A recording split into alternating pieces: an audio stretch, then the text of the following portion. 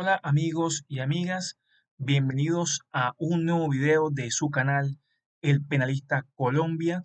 Sé que tenía tiempo de no hacer videos, pero quiero hacer videos más concisos y con una información de más calidad. Mi nombre es Carlos Villarraga y en esta oportunidad he traído un tema que está muy de moda, sobre todo en Colombia, por el tema de la cadena perpetua. Es de saber de que hace poco la Corte Constitucional de Colombia declaró que la cadena perpetua era inconstitucional, es decir, no estaba acorde a la Constitución. De manera que una de las razones de que mencionaba la Corte era que con esta medida de la cadena perpetua se estaba sustituyendo la Constitución. Y es por eso que me he animado a hablar un poco de este tema, que lo voy a dividir en varias partes porque es un tema que, aunque no es el más difícil de todos, la verdad sí es un poco complejo y la idea tampoco es hacer los videos extremadamente largos.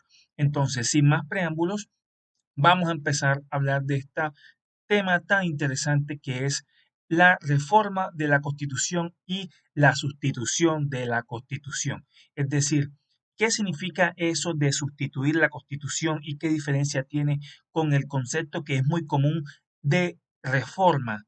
Y lógicamente vamos a entablar algunas diferencias de este tema tan interesante. Comencemos entonces con la primera parte.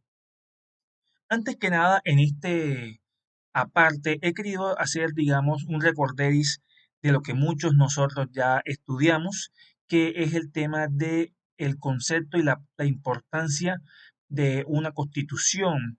Y he colocado, lógicamente, de que es este documento que es fundacional y fundamental.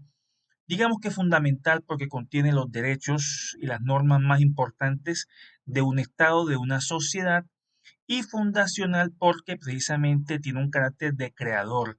Es decir, el pueblo, al dar vida a la Constitución, pues lógicamente le está dando vida al aparato estatal con todas organizaciones y con toda su estructura y con todos los poderes que eso implica.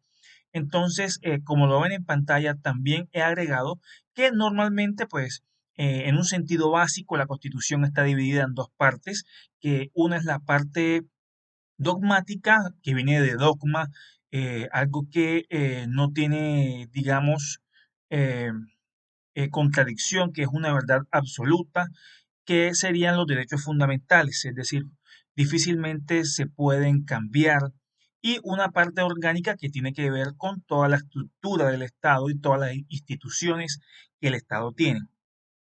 Su importancia radica que es un centro normativo y superior, lógicamente pues rige toda la comunidad jurídica y todas las leyes y las demás normas de ese país pues no pueden ir en contra de ella, la Constitución. Entonces, primero que todo, para hablar de la sustitución de la Constitución, debemos tener en claro de que hay un poder constituyente que es primario u originario, y ese es el pueblo. Y ese pueblo también, ese pueblo soberano, recordemos que la Constitución en el caso de Colombia dice que la soberanía está en el pueblo, ese poder que es absoluto, que no tiene nada por encima de él y permite crear instituciones, permite crear el derecho, está en el pueblo crea la Constitución, ese es el constituyente primario, pero también existe un constituyente secundario, que sería el Congreso, es decir, el Congreso recibe de parte del pueblo esa capacidad de constituir, de reformar y de modificar la Constitución.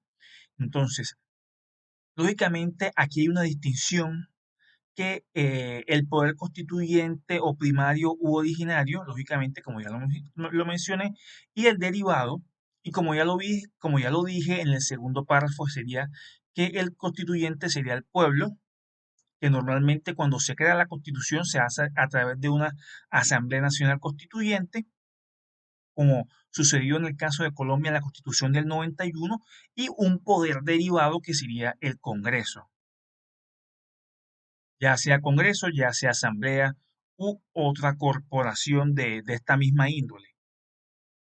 Ahora, hablando un poco de ese primer poder constituyente primario que es el pueblo. Entonces, como ya lo dije, la soberanía popular, la soberanía está en el pueblo.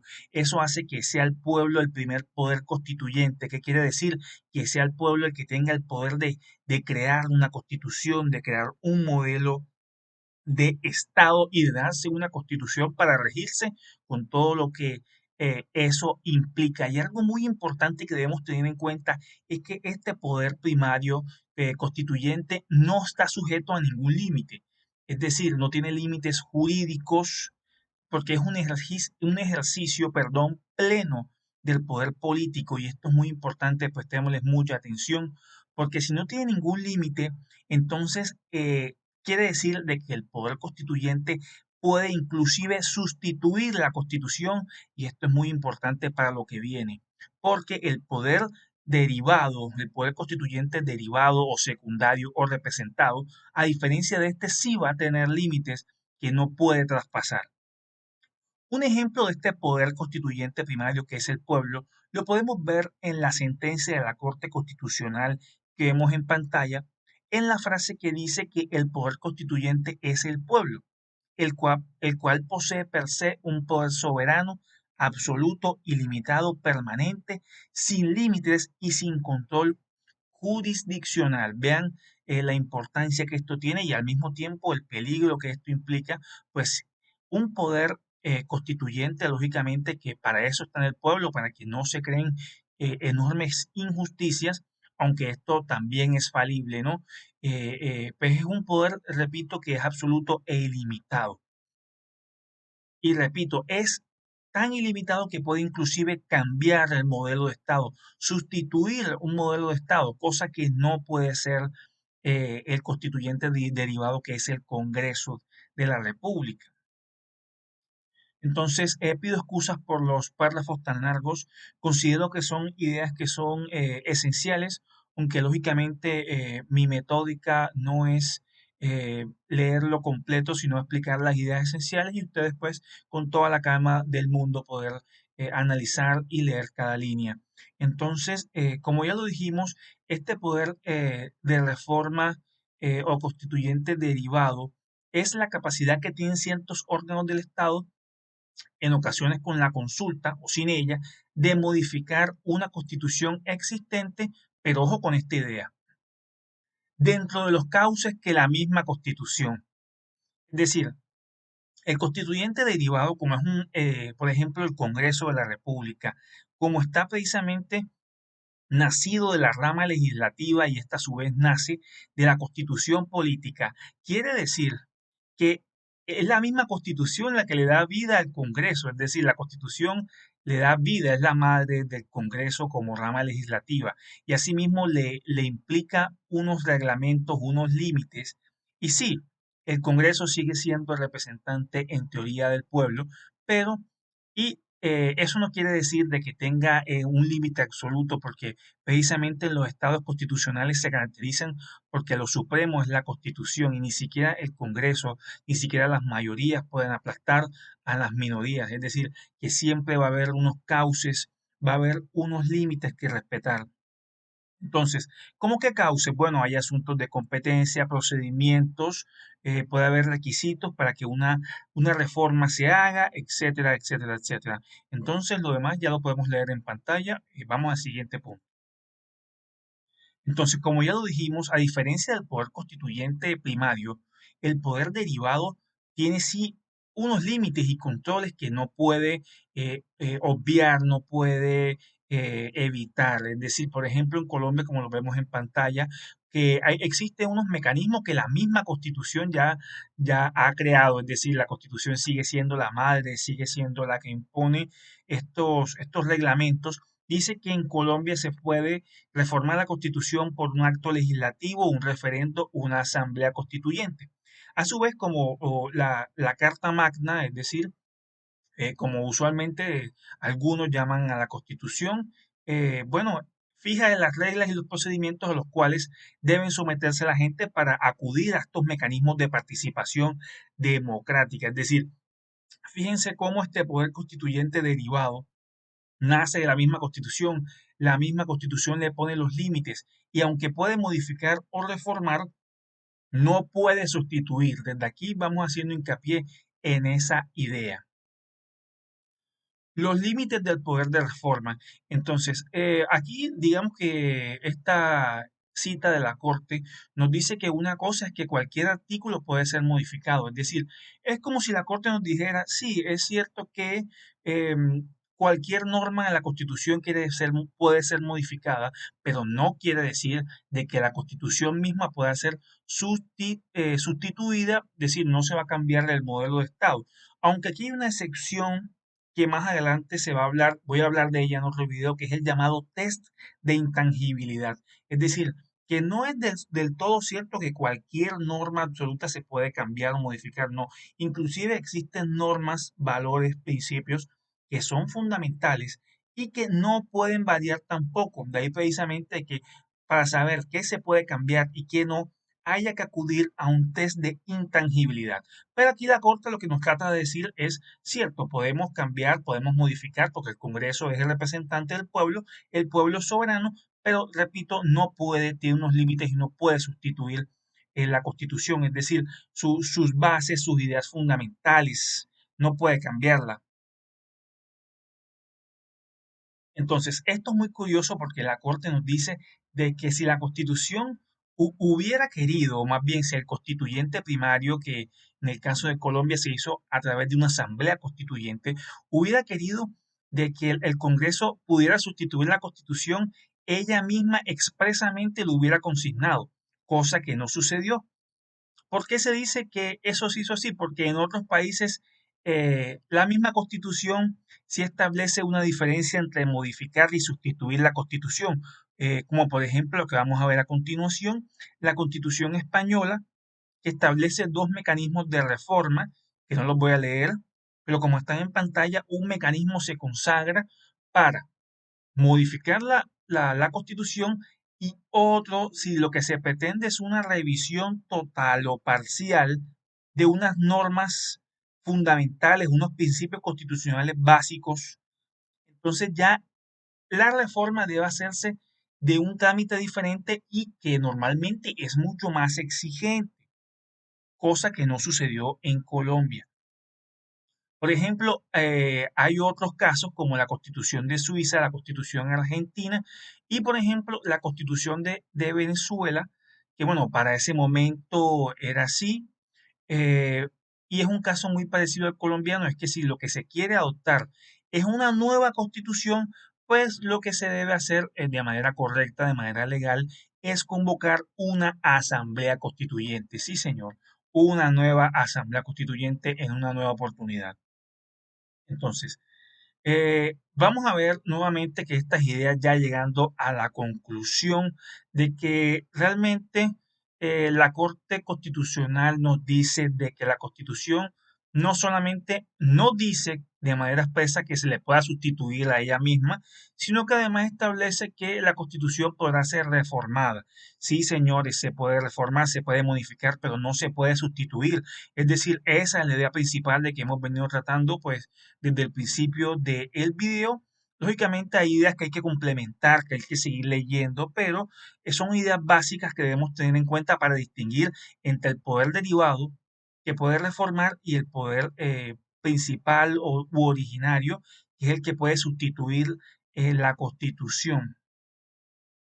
Entonces, esta nuevamente pido excusas por este párrafo tan largo, pero considero que es una idea muy esencial, muy principal. Entonces, nos dice que nuevamente, aunque la Constitución no establece expresamente, por lo menos, ninguna norma que sea inmodificable, no quiere decirle que el poder de modificación no tenga límites, porque el límite es la sustitución, es decir, si vas a cambiar ya un principio estructural que ya está en la base, si por ejemplo por decir un ejemplo que vamos a repetir, si se cambia, por ejemplo, el modelo de presidencialista y pasamos a una monarquía parlamentaria, es decir, por ser un poquito exagerados, obviamente ya se está cambiando el modelo de Estado, se está cambiando el régimen normativo y se está obviamente sustituyendo la Constitución.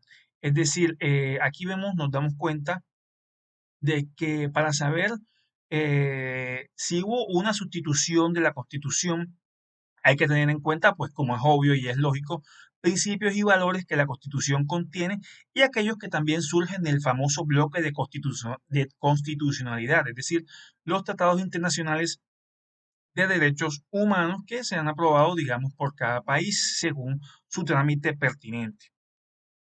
Entonces, normalmente, como ya lo había dicho, es decir, si pretendemos cambiar, por ejemplo, el Estado social de derecho y democrático por un Estado totalitario, por una dictadura, por una monarquía, obviamente estamos sustituyendo la Constitución. Entonces, pues, repito, por ser extremos y tener una idea clara y poder ir matizando cada caso y distinguir cuando se quiere modificar y cuando se quiere sustituir la Constitución. Entonces, ¿qué pasa? Lógicamente, la Corte dice que va a haber algunos casos como que sucede un poquitico, digamos, en algunos círculos colombianos, pues no me atrevo a decir que son todos, pero sí hay, digamos, sectores de la población, de que han entrado en una especie de tensión entre el pueblo y la supremacía constitucional. Entonces, cuando hay una tensión entre el pueblo y la supremacía constitucional, pueden suceder tres hipótesis. El pueblo quiere reformar y se puede reformar por mecanismos que ya existen, mecanismos establecidos, perdón, es decir, por ejemplo, como los que ya leímos, el acto legislativo, el referendo, etcétera, etcétera. Y una segunda hipótesis es que el pueblo no quiere reformar, sino que quiere sustituir la Constitución y existen mecanismos para ellos, como el caso de la Asamblea Constituyente, ¿no? Digamos que sería el camino sin tanto problemas sin que haya una ruptura. Y el tercer caso es que el pueblo no quiere reformar, sino que quiere constituir una constitución nueva, sustituirla y no están dados los mecanismos de participación. Entonces puede suceder que se llegue a una asfixia del poder constituyente, es decir, los mecanismos legales lo que terminan es, como impiden de que el pueblo se exprese y poder cambiar la constitución, terminan asfixiando a ese poder constituyente que es el pueblo, o peor aún, una ruptura constitucional, que es lo que obviamente nadie quiere, pues no es lo conveniente. Por último, no se podría sustituir el Estado por derecho por uno dictatorial. ¿No? Es una frase que me quedó muy en la mente porque es como tan obvia de que nos permite entender la idea de sustituir una constitución y no simplemente reformarla o modificarla.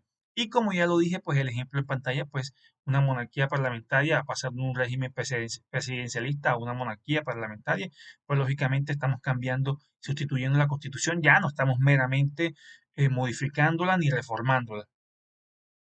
Entonces, ojo, y por último, y no menos importante, la sustitución puede ser completa o parcial. Ambas son, pues, en principio inconstitucionales. Es decir, el caso que vemos arriba, pues, es un caso de sustitución completa, pero puede haber casos de que la constitución se puede sustituir parcialmente. Pues, precisamente en eso se basó la Corte Constitucional para declarar de que la cadena perpetua era inexequible. Es decir, porque se está, lógicamente, cambiando un eje axial, un eje básico, no todo, pero sí hay una sustitución parcial de la Constitución, una sustitución, perdón, parcial de la Constitución. Y bueno, con todo lo que tiene que ver con el tema del desarrollo que ya se venía trabajando de la dignidad humana, la resocialización del ser humano, de que precisamente la Constitución establecía de que no habrá penas perpetuas, etcétera, etcétera, pues porque va en contra precisamente de la idea de resocialización. Entonces, bueno, espero que les haya quedado una idea por lo menos básica de la diferencia entre modificar una constitución y el hecho de sustituirla. Voy a seguir hablando en una segunda parte de este tema, donde tocaremos un tema muy importante que es, vamos a distinguir pues como la diferencia entre el juicio de constitucionalidad de una norma, es decir, el juicio ordinario. Vamos a hablar del test de intangibilidad, es decir, qué son aquellas normas o aquellos principios básicos de derechos fundamentales que tampoco se podrían variar precisamente por hacer parte ya de cláusulas pétreas, es decir, que no son dogmáticas, precisamente viene de ahí la parte dogmática de la Constitución.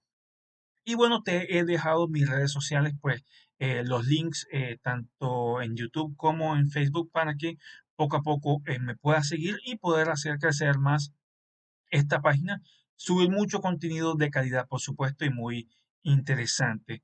Entonces te doy gracias por tu tiempo y espero que podamos haber aprendido algo. Un abrazo muy grande y chao, hasta la próxima.